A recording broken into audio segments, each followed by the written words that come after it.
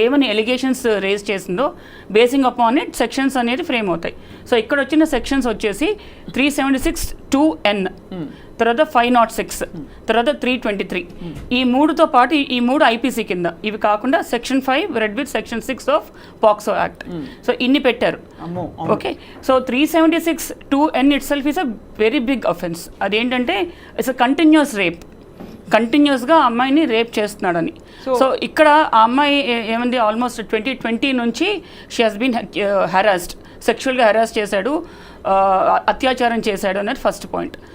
దాని తర్వాత వచ్చేసి 506, అదేంటది క్రిమినల్ ఇంటిమిడేషన్. అంటే నువ్వు కనుక నేను అడిగిన డిమాండ్ని యాక్సెప్ట్ చేయకపోతే, నేను అడిగినట్టుగా నువ్వు చేయకపోతే, నా డిమాండ్స్ నువ్వు ఫుల్ఫిల్ చేయకపోతే నీకు నేను హామ్ చేస్తాను. ఆ హామ్ కెన్ బి మెనీ థింగ్స్. అది ఫిజికల్ హామ్ అవ్వచ్చు, లేకపోతే రెప్యుటేషనల్ హామ్ అవ్వచ్చు, లేదా అమ్మాయికి ఫ్యూచర్ కెరియర్ హామ్ అవ్వచ్చు, ఫ్యామిలీకి హామ్ అవ్వచ్చు, ఇంకా రకరకాలుగా హామ్ అవ్వచ్చు. సో అదొకటి.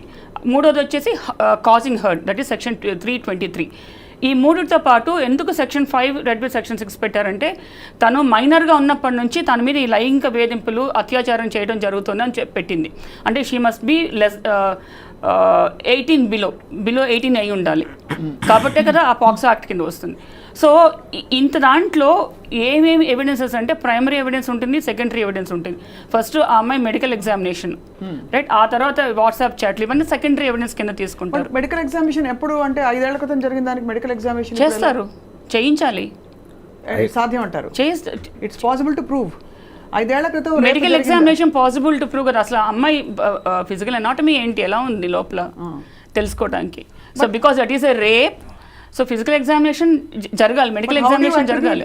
ఏ particular rape to the offender, how do you attribute it? అది ఓవర్ పీరియడ్ ఆఫ్ టైం, అంటే అదొక్కటి సైలోలో తీసుకోరు కదా Swapna. So there will be many things. Investigation జరుగుతుంది. ఇప్పుడు ఇంకా రిమాండ్గా వెళ్ళాడు, 14 days జ్యుడిషియల్ కస్టడీకి వెళ్ళాడు. ఆ తర్వాత ఈ లోపల పోలీసులు ఛార్జ్షీట్ ఫైల్ చేయాలి, ఇన్వెస్టిగేషన్ చేయాలి. ఆ తర్వాత అవన్నీ ఒక్కొక్కటి బయటకు వస్తాయి. ఏది కూడా సైలోలో ఎవిడెన్స్ తీసుకోరు, సర్కమ్స్టాన్షియల్ గా తీసుకుంటారు. ఐ అగ్రీ మ్యామ్, బట్ మీరు కూడా కమిటీలో ఉన్నారు కాబట్టి.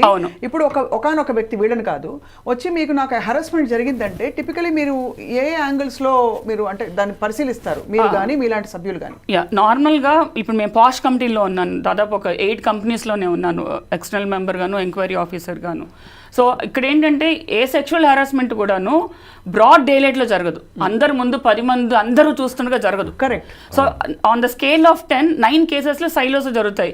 అంటే ఇప్పుడు సపోజ్ కంపెనీస్ ఉన్నాయనుకోండి, వాళ్ళ క్యాబిన్స్లోనో లేకపోతే లిఫ్ట్లోనో ఎక్కడైనా జనసంచారం లేని చోట వాళ్ళిద్దరు మాత్రమే ఉన్న చోట.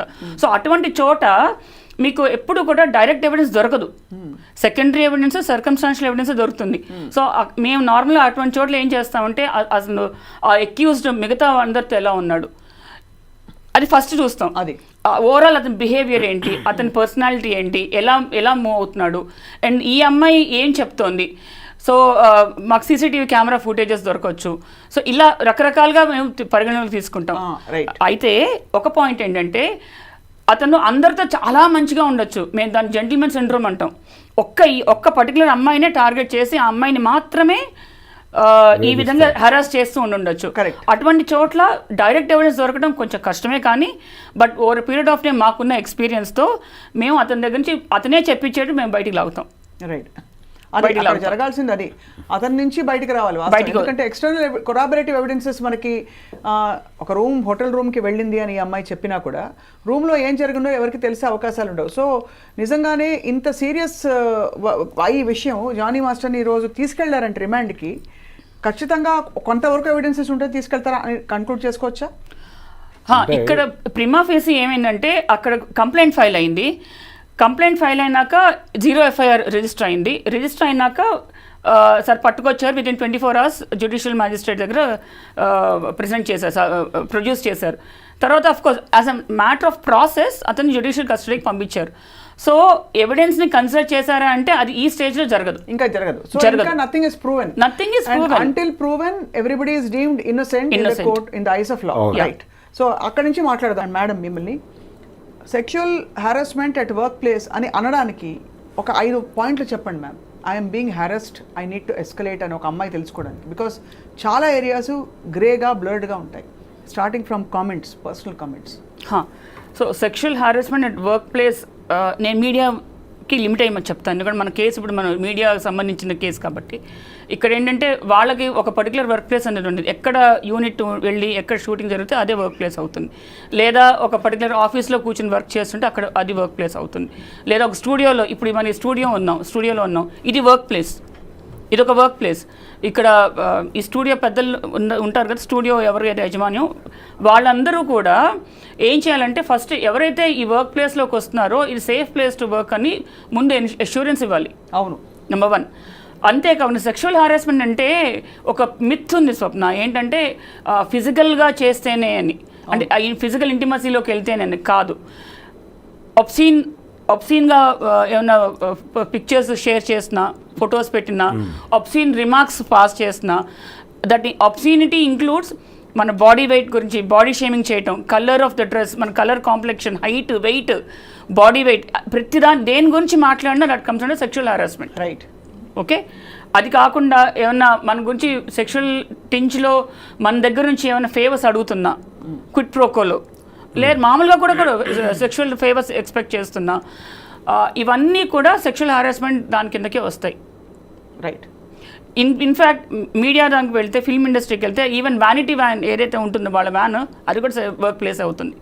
వాష్రూమ్స్, క్యాబిన్స్, షూటింగ్ లొకేషన్స్, ఇవన్నీ కూడా సెక్షువల్ హారాస్మెంట్ కిందకి వస్తాయి. అంతేకాదు ఇప్పుడు వాళ్ళు అవుట్డోర్ లొకేషన్కి వెళ్తారు, రైట్, అది కూడా వర్క్ ప్లేస్ కిందకే వస్తుంది. సో అక్కడ ఫిజికల్ ఇంటిమసీ అక్కర్లేదు, ఏవైనా సరే ఫిజికల్, వర్బల్, నాన్ వర్బల్ అని కూడా యాక్ట్ చెప్తోంది. ఇందాక మన భరద్వాజ్ గారు చెప్పినట్టుగా యాక్ట్ కింద యాక్చువల్గా కమిటీకి సమన్ చేసే హక్కు ఉంది. రైట్, అది పవర్, నాట్ ఈవెన్ హక్కు, అది పవర్. అది power of the committee is to summon any party, any person or even witnesses. వాళ్ళు మాకు అనుమానం ఉన్న ఎవరైనా కూడా పిలవచ్చు, పిలిచి వాళ్ళ దగ్గర స్టేట్మెంట్ రికార్డ్ చేసుకోవచ్చు, వాళ్ళని ఎంక్వైరీ చేయొచ్చు. ఆ పవర్స్ అన్నీ ఉన్నాయి. కానీ ఇన్ని పవర్స్ ఉన్నాయి, మేము ఈ పవర్స్ మేము యూటిలైజ్ చేసుకోవచ్చు అని ఎంతమందికి తెలుసు అనేది నా క్వశ్చన్. అవును, తప్పకుండా ఆ అవేర్నెస్ అయితే లేదండి, ఆ అవేర్నెస్ లేదు. ఇప్పుడు ఇండస్ట్రీకి సంబంధించి కూడా ఒక రెడ్ బాక్స్ ఉంది అక్కడ, దానిలో కంప్లైంట్లు డ్రాప్ చేయండి అని చెప్తున్నారు. ఇప్పటికీ చాలామందికి తెలియదు ఆ విషయం. కానీ ఏ రెడ్ బాక్స్ సార్, ఆనెస్ట్గా చెప్పనా సార్, ఇది సినికల్గా ఉండడం కాదు, కానీ గగ్గోలు పెట్టి గొంతు చించుకుని అరుస్తుంటేనే 1,00,000 ఏకరులు పెడుతున్నారు. అయ్యో ఇలాగా అప్పుడు ఎందుకు చెప్పలేదు, ఇలా అయితే ఆ రోజు ఎందుకు మాట్లాడావు, ఇవన్నీ చెప్తున్నారు. మరి ఒక రెడ్ బాక్స్లో ఒక కంప్లైంట్ వచ్చి వేస్తే అది కూడా పెద్ద వాళ్ళ మీద, ఇప్పుడు ఒక జానీ మాస్టర్ అంటే అతను పెద్ద ఒక చిన్న అది పక్కన పెడితే, బాగా పెద్ద వాళ్ళు ఇన్వాల్వ్ అయిన అనేక సెక్షువల్ క్రైమ్స్ 100 జరుగుంటాయి దేశవ్యాప్తంగా ఉన్న ఫిల్మ్ ఇండస్ట్రీలో అని చెప్పి అది ఇండస్ట్రీ రిపోర్ట్సే చెప్తున్నాయి. ఇది మనం చెప్పేది కాదు. ఎవరైనా ఒక్కళ్ళ మీద యాక్షన్ తీసుకోగలుగుతారా సార్? లేదండి, అంటే దీనిలో ఇది ఒక కల్చర్గా మారిపోయి నడుస్తున్నటువంటి సందర్భం ఉంది సినిమా పరిశ్రమ. ఎందుకంటే అప్పటి నుంచి, ఆ కాలం నుంచి ఉన్నది, ఇది ఇప్పుడే నార్మలైజ్ చేస్తారు దాన్ని. అంటే మనకి చరిత్రలో కూడా ఉందండి. ఇప్పుడు కాంచనమాల వర్సెస్ జెమినీ వాసన్ అనేటువంటి స్టోరీ అందరికీ తెలుసు. అక్కడి నుంచి మొదలు పెడితే, అంటే ఒకసారి ఒక చిన్న ప్రైవేట్ టాక్లో ఒక డైరెక్టర్ గారితో మాట్లాడుతుంటే, ఇలాంటిది ఉంటుందా అంటే ఆయన చాలా క్యాజువల్గా, మేము చాలా డెమోక్రటిక్గా వ్యవహరిస్తాం ఇలాంటి విషయాల్లో అన్నాడు ఆయన. అని ఒకవేళ హీరో గారు హీరోయిన్ అంటే అవుట్డోర్కి వెళ్ళినప్పుడు ఆయన అడిగితే మేము ఆయన అభిప్రాయాన్ని చెప్తాము, ఆవిడ అంగీకరించకపోవచ్చు కూడా. ఒక్కొక్కసారి అంగీకరించకపోయినప్పుడు ప్రాజెక్టుకి ఆవిడ అవసరము అనుకుంటే ఆవిడని డిస్టర్బ్ చేయం, ఆవిడ అభిప్రాయాన్ని గౌరవిస్తాం. ఆవిడ ప్రాజెక్టుకి అవసరం లేదు అనుకుంటే మాత్రం తీసేసి ఆ క్యారెక్టర్లో ఇంకెవరినైనా పెట్టి తీసుకెళ్తాం అన్నాడు. అంటే దీన్ని డెమోక్రటిక్గా వ్యవహరించడంగా చెప్తున్నారు. అది కండిషన్ అక్కడ ఉంది. అది ప్రాబ్లం ఉన్నమాట వాస్తవం. అయితే ఈ ప్రాబ్లం వలన సఫర్ అవుతున్న వాళ్ళు దీన్ని ఎలా అడ్రస్ చేయాలి, ఎక్కడ ఎవరితో చెప్పాలి అనే దానికి సంబంధించినటువంటి అవేర్నెస్ ఉందా లేదా అనే దానికంటే కూడా ఇది కెరియర్కి సంబంధించిన వ్యవహారంగా మార్చేస్తున్నారు. అంటే మీ కెరియర్ ఉండదు, ఇక మీరు దానికి అష్యూరెన్స్ ఇస్తూ కొంతమంది మొన్న ఈ అమ్మాయిని సోలో కొరియోగ్రాఫర్గా తీసుకుంటామని చెప్పారు.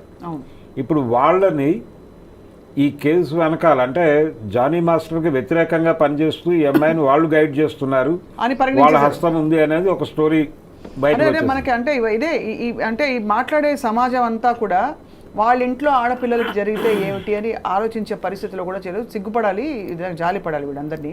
అంటే అట్లీస్ట్ మీరు అన్నట్టుగా ఫేర్ ట్రయల్ ఇచ్చి ఎవరు దోషి నిర్దోషి అని చెప్పట్లేదు, కానీ గౌరవ కోర్టు పరిధిలో ఉంది, మనం అప్పుడే కామెంట్స్ పాస్ చేయదనే పాయింట్ కూడా రాలేకపోయారు అతను.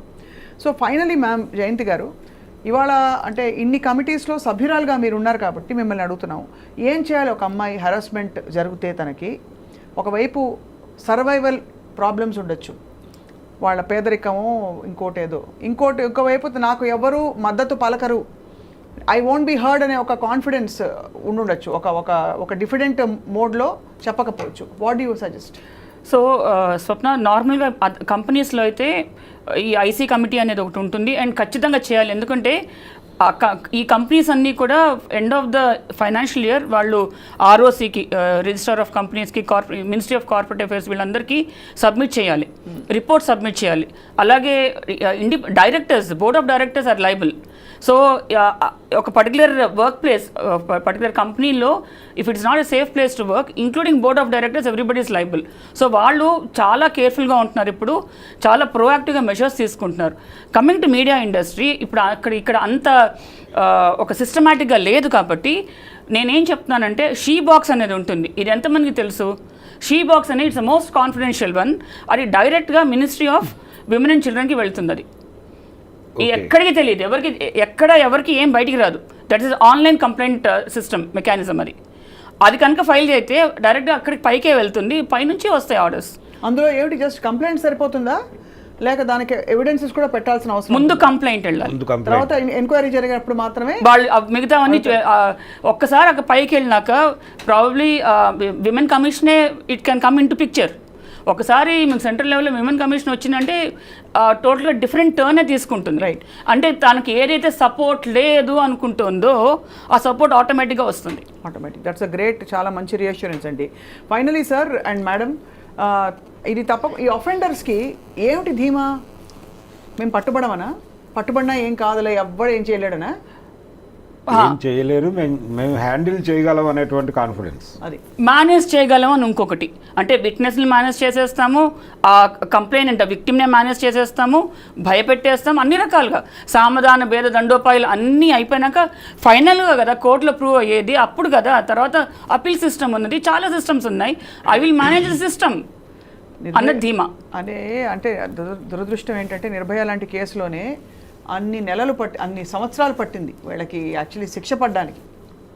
సో ఇంకా ఏం మాట్లాడతాం అంటే ఈ సోషలాజికల్ గ్రే ఏరియాస్ ఉన్న మన ప్రపంచంలో ఏది రిలేషన్షిప్, ఏది ఫోర్స్ రిలేషన్షిప్, ఇవన్నీ మనకి డిఫైన్డ్గా ఇంకా అర్థం కాని పరిస్థితుల్లో చాలా జరిగిపోతుంది. But it's a dark time అండి. తప్పకుండా ఇందులోంచి బయటకు వచ్చి చట్టాలు ఉండడం కాదు, చట్టాలు ఇంప్లిమెంట్ అవుతాయనే భరోసా మనం కలిగించగలిగితే ఐ థింక్ సమాజానికి అది చాలా బాగుంటుంది. జయంతి గారు, అవును, ఒక్క లాస్ట్ పాయింట్ ఒకటి యాడ్ చేస్తాను స్వప్న.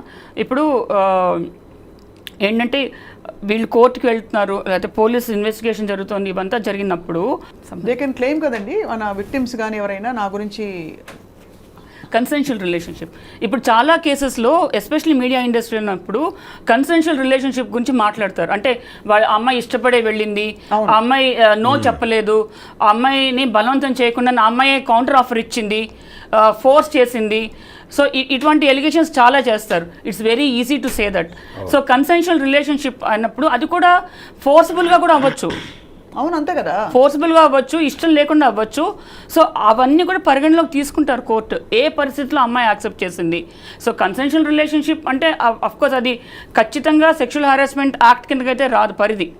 బట్ ఇక్కడైతే బట్ కోర్టు ఖచ్చితంగా చూస్తుంది ఏంటి, ఫోర్స్ఫుల్గా చేసిందా, అక్కడ ఆ ఎంప్లాయర్ వాడు ఎవరైతే ఉన్నాడో అక్యూజ్డ్ వాడు ఫోర్స్ చేసినాక ఈ కన్సెన్షువల్ రిలేషన్షిప్లోకి వెళ్ళవలసిన పరిస్థితులు క్రియేట్ చేశాడా. ఐ థింక్ మరింత మంది అమ్మాయిలు బయటకు వచ్చి ఈ పోకళ్ళు ఖచ్చితంగా మారాలండి. స్త్రీ స్వేచ్ఛ, మనం విమెన్ ఈక్వాలిటీ